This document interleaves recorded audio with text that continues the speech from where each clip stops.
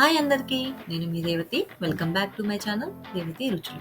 ఈరోజు నేను చూపించే రెసిపీ బెల్లపన్నం. సో, ఇది దేవుడికి నైవేద్యంగా పెట్టడానికి చాలా బావుంటుంది.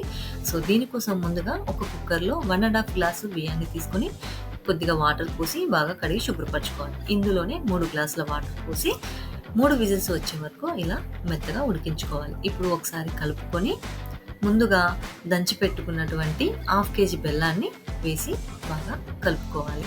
ఇలా మొత్తం మిక్స్ అయ్యే విధంగా కలుపుకున్న తర్వాత హాఫ్ లీటర్ వరకు పచ్చిపాలను డైరెక్ట్గా నేను తీసుకుంటున్నాను. పచ్చిపాలు పోయడం వల్ల టేస్ట్ అనేది చాలా బాగుంటుందండి. ఇలా పాలను పోసి బాగా కలుపుకున్న తర్వాత ఒక 5 నిమిషాలు సిమ్లో ఉడికించుకోవాలి. ఇప్పుడు స్టవ్ ఆన్ చేసి వేరొక ప్యాన్ పెట్టుకొని 2 టేబుల్ స్పూన్ల నెయ్యి వేసుకొని ముందుగా కట్ చేసి పెట్టుకున్నటువంటి పచ్చి కొబ్బరి ముక్కల్ని వేసి లైట్ గోల్డెన్ కలర్లోకి వచ్చే విధంగా వేయించుకోవాలి. ఇలా వేగిన ముక్కల్ని పక్కకు పెట్టుకొని అందులోనే ఒక హాఫ్ కప్పు వరకు జీడిపప్పును కూడా వేసి బాగా వేయించుకోవాలి.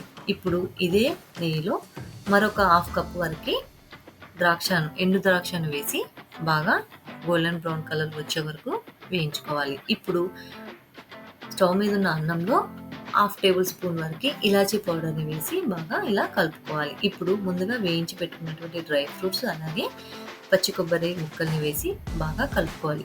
ఇప్పుడు ఇందులో ఫైనల్గా 2 టేబుల్ స్పూన్ల నెయ్యిని వేసి అలాగే స్టవ్ ఆఫ్ చేసుకొని కొద్దిగా పచ్చిపాలను పోసుకొని ఒక 5 నిమిషాలు పక్కకు పెట్టుకోవాలి.